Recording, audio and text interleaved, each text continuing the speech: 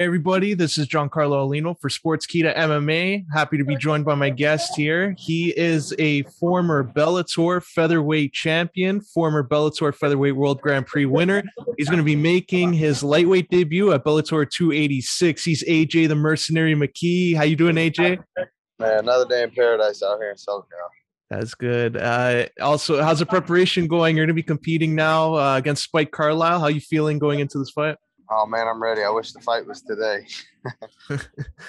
And just what were your thoughts when you got offered Spike Carlyle? Like, what were your initial thoughts about him? What did you know about him at the time, and how did you prepare for this? It was kind of tough just because I felt like with fighting Spike, everybody's gonna say, "Oh, well, it's not a step up in competition or this or that." But I was excited for it. Him previously being a 45er and then moving up the lightweight division as well. Um, he's touched every organization there's been from UFC to now Bellator. So I think it's a good test at the 55-pound division. Just go in there and kind of see where myself and how I lie with those big guys. And what was the thought process? Because after the rematch to Pitbull, obviously everybody thought that was the next fight. Was that always the plan to go up to 155, or were you holding out hope there for another rematch with Pitbull? Nah, definitely was looking for a trilogy, man, especially just not being satisfied with the decision. I was looking forward to it, but it's not up to me. Hopefully it still happens. Maybe we get one last fight down at 145 and just get it over with. And were you surprised that they had Pitbull and Boric, the main event, on the same exact card that you're making your lightweight debut? Yeah, that's why he kind of has no choice. You know what I mean? You're going to come to my home city, my hometown, and you're going to fight somebody else instead of just getting the trilogy done. That's a little rude, but it is what it is. You know what I mean?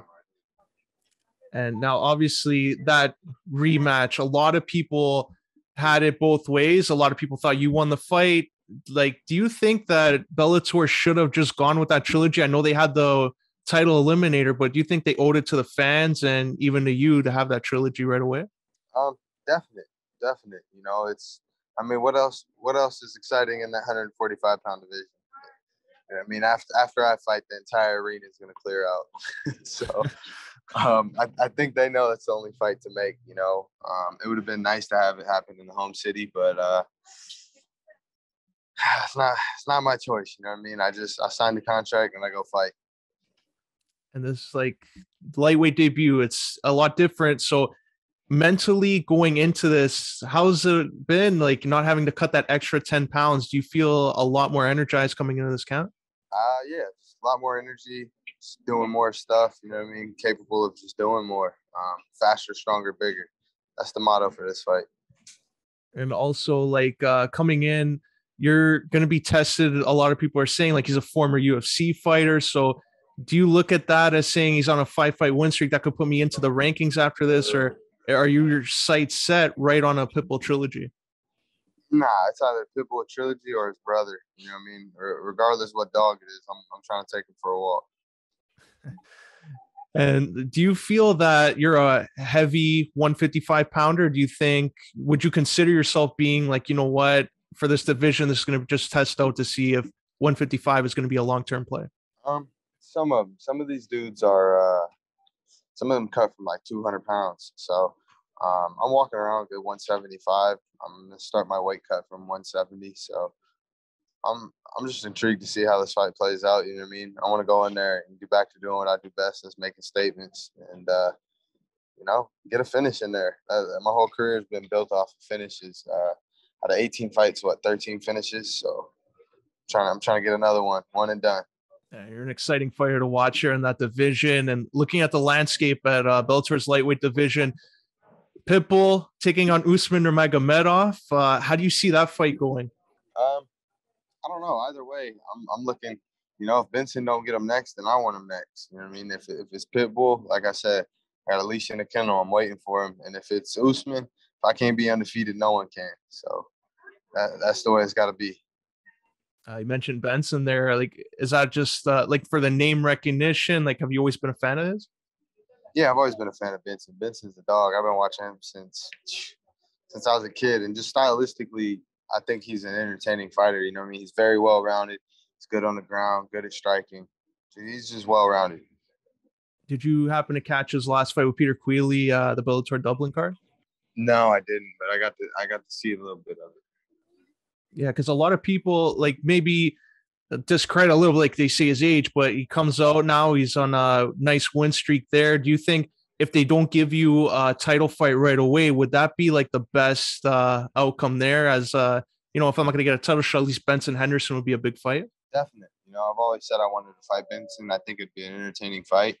And as far as the organization, I feel like it'd be a big fight for them, especially stepping into this new chapter in this new division.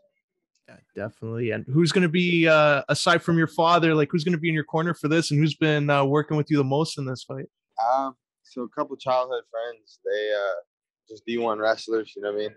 I think Spike's he's gonna try to wrestle a bit. So brought in some wrestlers, just touch up on a little bit of wrestling skills. Outside of that, Pops is all I need. You know what I mean? That's the mastermind. I call him the wizard. I've always like been curious of that. Like, what's it like being a second generation fighter? Because you've been around it, the sport for like your whole life, seeing your dad compete and just some of the fighters you've interacted with since you were a kid. So does that put more pressure on you, or is that like calming, like coming into camp, knowing that you've been around it for your whole life? No, I would say it's calming just because I kind of know what to expect. You know what I mean? I've already kind of anticipated where my career should be, where it should be going. And, now it's just keep doing your thing and kick ass, take names, do what the Mercenary does. You know what I mean? Sign that contract, take them out. I was fighting like you always wanted to get into MMA, or like what age did you decide like, wow, you know what, I'm really skilled, athletic, and I can make a run at this? Yeah, I started wrestling at 4. So just always being in the gym, always constantly around the fighters and doing stuff. I don't know. I'd say probably about 11, 12 when I first started doing amateur. It was before amateur was even around. And like, was it always wrestling, or like, were there any other facets of MMA that you really took an interest in? Not really. Nah, it was fighting. It was wrestling, fighting, and cars. Oh, nice.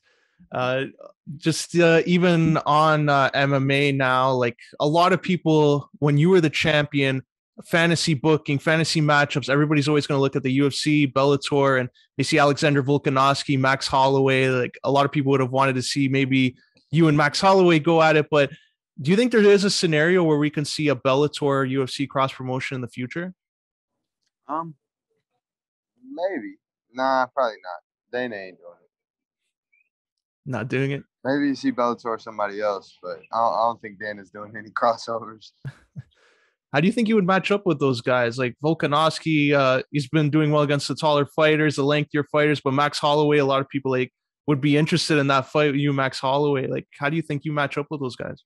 I think I'll do fine, man. You know, 27 years old. I'm coming in my prime. I don't think I have a problem with anybody. Anybody at 145 pounds, they're going to have a problem.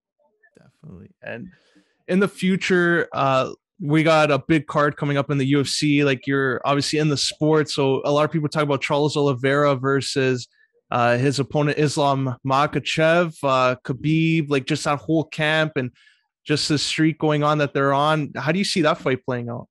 For Oliveira and them? Yeah.